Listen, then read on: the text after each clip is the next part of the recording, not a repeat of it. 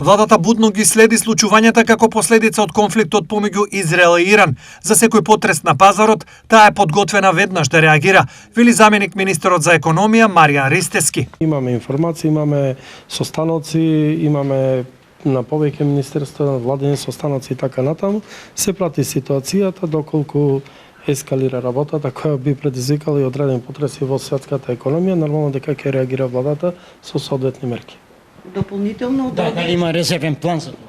Па секако ние нема да чекаме да не понеси, значи светската економска криза, мора да бидеме спремни, а тоа го правиме. Во однос на најавата на премиерот дека е можна подготовка на нов пакет мерки за заштита на граѓанскиот стандард со зауздување на високите цени, Ристевски потенцира. Ние ги пратиме цените максимално преку државниот пазарен инспекторат, правиме и анализи и доколку заклучиме дека има потреба да се донесе нека одлука и мерка, тоа ќе го направиме во интерес на граѓаните и заштита на животниот стандард. Дали наскоро е можна седница на економско-социјалниот совет? Имаше одреден застој во економско-социјалниот совет поради немање на репрезентативност на синдикатите, меѓутоа максимално се бројат таму апликациите од одредени синдикати, меѓутоа исто така кога имаше состанок на целокупната влада и Министерството за економија и труд со повеќето синдикати во Македонија, едно од барањето на сите синдикати беше и да се намали онај цензусот, односно процентот